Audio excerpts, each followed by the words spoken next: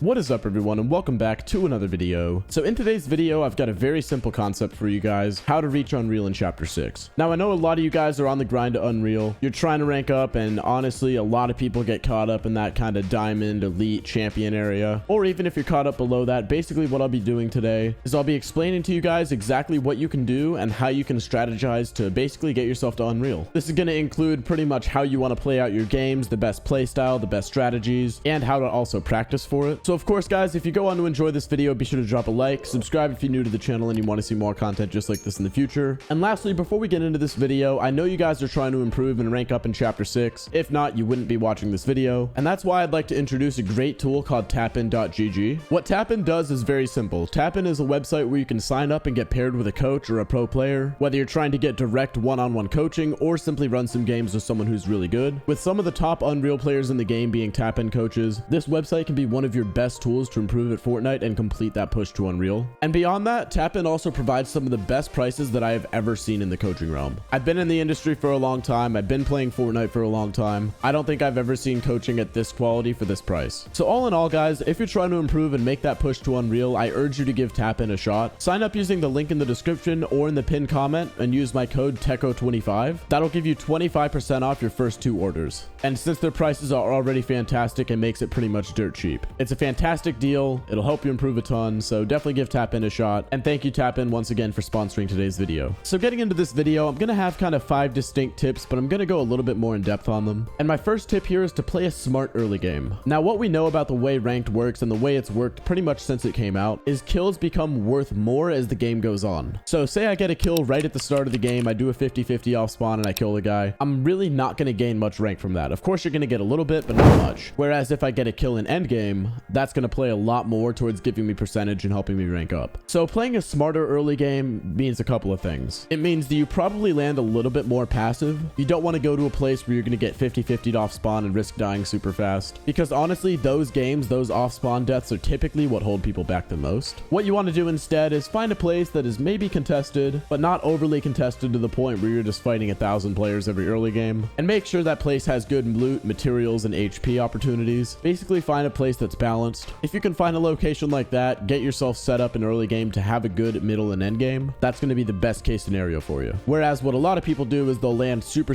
aggressive and they'll end up dying off spawn pretty much half of their games, so even if they win the other half, they're barely ranking up at all. Or what some people do on the opposite end is they'll play super passive off spawn. They'll land middle of nowhere, there's like 3 chests there, they barely get any loot, and yes, they survive off spawn, but they pretty much die in their first fight because they have no loot, no HP. So what you want to do here to play a smart early game, you want to find a balance of the two. You don't want to be too passive to the point where you're not getting any loot, but you don't want to be too aggressive where you're dying off spawn every game. Now this strategy is going to be different for everybody. I can't tell you exactly where to land. Definitely try out some different spots. If you ever need a tool to help you find some good places to land, I definitely recommend the website Fortnite.gg. Fortnite.gg basically shows you every single chest spawn, every single floor loot spawn, everything on the map, so you can use that to kind of study some new locations, figure out what might work for you. And also guys, I know it's kind of random, but Fortnite.gg also does have the OG map if you're trying to play OG. Obviously we don't have ranked for OG, which I think is pretty tragic. I wish we had it, but it's also got all the spawns for OG. It also has Reload, Venture, and Oasis, so pretty much wherever you're playing it can help you out, so hopefully that helps. And getting into our next tip guys, and this one is going to be controlled aggression.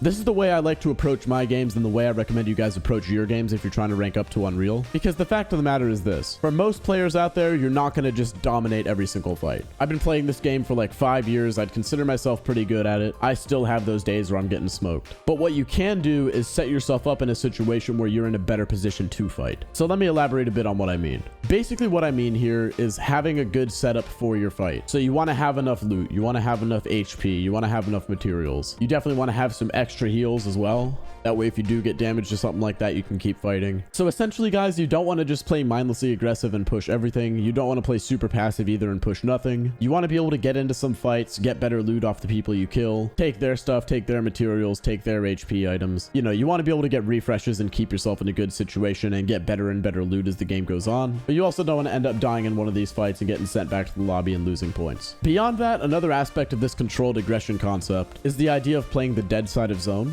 So when you look at the map, when the zones are closing, there's going to be a side that people are rotating into. Generally, that's going to be the closest side to the center of the map, just because most people are coming from the opposite side of the map, right? So playing on the dead side of that zone, aka the area people are not rotating into. It's going to allow you to get into fights that are a little bit less chaotic. There's going to be a lower chance of third, fourth, fifth parties, and you'll be able to get some clean 1-on-1, 2-on-2, 3-on-3, 4-on-4 fights depending on what mode you're playing. So overall, guys, my general gist with this tip is to be aggressive, be assertive, don't be afraid to get into fights, but make sure you're actually setting yourself up for a fight and not just jumping in because you feel like it. Being too aggressive or being too passive is definitely something a lot of people do wrong. So if you can learn to control your aggression and get it to a good point where you're setting yourself up well, you're not just hiding, but you're not mindlessly W keying everything, you're going to be in a good spot. Getting into our next tip though, and this is a simple shorter one, it's just to practice against better players. I mean this whether we're talking about your creative practice or your in-game practice or any area of your practice. There's a quote that says you're the average of the 5 people you spend the most time with, and as corny as it sounds, I do think that applies to improving a Fortnite, because when you really think of it, if the standard for your creative practice, for example, the people you 1v1 are really good players that you struggle to fight against, then that's going to be what you adapt to. That's going to be your baseline. Then when you run into regular players in ranked, it's going to be so much easier because you've seen everything they do, you know how to counter it. So basically what I'm saying is when you're 1v1ing, try to find some good players to do it against, whether that's friends, whether that's people you don't know that are really good, or if you want to even look at my Discord server, which is going to be linked down in the description, you can look there and find some people to 1v1 there as well. Whatever you do, guys, try to set the standard high for your practice because that's going to make you so much better. So getting into our next tip, guys, and this is another pretty simple fundamental one, which is to train your mechanics. By mechanics, I specifically mean building and editing for our sake, but obviously aim training does fit in there in some capacity. Basically, you just want to make sure you're keeping on top of your mechanics, do some mechanics maps, do some free building, work on that piece control. If you guys need a map to use, I definitely recommend Raiders Mechanics Map V4. That's one of my personal favorites. This map has an absolute ton of different stuff. It's got free building, it's got piece control scenarios, piece control tunnels, it's got editing scenarios, crosshair placement. Pretty much anything you can need to improve your building and editing is going to be in this map. In theory, it's super simple, basically a mechanics practice map, but this map is so advanced. There's so much stuff in here that works really well, so I definitely recommend you use it. I'll go ahead and put the code up on screen right now. Alongside that, you can also do simple stuff like free building, obviously just placing random builds and kind of practicing techniques you want to work on. You can also do some 1v1s. If you have a particular area of your gameplay, whether it's build fights or box fights that you're trying to improve, you can do that. Or you can just do realistic 1v1s. And of course, just playing ranked as well is naturally going to help with your mechanics. So doing a combination of all those should be super helpful for your improvement and make it so much easier for you to rank up. And finally, guys, getting into our last tip for this video, and if you've been watching my videos for a while, you know this is one of my favorite tips to give pretty much any time I'm making a tips and tricks video. This one is to VOD review. If you don't know what VOD reviewing is, basically it just means watching back your gameplay to see what you do right and wrong and see what you need to work on. If you watch back the fights that you get into, see what you did right, see what you did wrong, you can really get some better insight into what you can actually do to improve. I think a lot of us kind of have this lens when we're playing. When we die, we like to blame it on other people, we like to blame it on RNG, we like to blame it on the loadout they had. But honestly, fundamentally, if you die in game, that means something went wrong. So if you can figure out what's going wrong the most and improve on it, it's going to make you a way better player. So whether you do that through replay mode or recording your games or whatever else you want to do, it should be super helpful. Alongside that, there's also third-person VOD reviews, which are watching a pro. So you can watch pro players' gameplay to learn what they do, because obviously if they're a pro player, then something they're doing is right. So you can learn what techniques they use, how they approach fights, how they rotate. Pretty much every aspect of their gameplay is visible if you watch a pro player play. So that's something I definitely recommend you do to find some new stuff that you can implement into your game. But overall, guys, if you're able to do some VOD reviewing, that's going to help you an absolute ton. And with that said, guys, that's going to wrap it up for today's video. Overall, by optimizing your early game, controlling your level of aggression, practicing against players that are good, training your mechanics consistently, and learning how to VOD review properly, you're going to find yourself making a ton more progress and hopefully reaching Unreal pretty quickly. Obviously, guys, it is going to be a grind. It takes time to reach Unreal, even if you're one of the best players. You simply got to get the reps in and play a lot of games. But I have no doubt, guys, that most of you are able to do it. So use these tips, try to apply them the best you can, and you should see a lot of improvement. As always, guys, if you enjoyed this video, if you found it helpful, then be sure to drop a like on it. Subscribe to the channel if you're new and you want to see more content just like this in the future. And let me know, guys, down in the comments what videos you guys want to see next. You know I'm always looking for video ideas and I'm open to pretty much whatever, so just let me know what you want to see. And finally, guys, if you haven't checked it out already, then be sure to check out tapin.gg. They've got some awesome coaches that can help you out an absolute ton and give you some direct one-on-one guidance. It's a super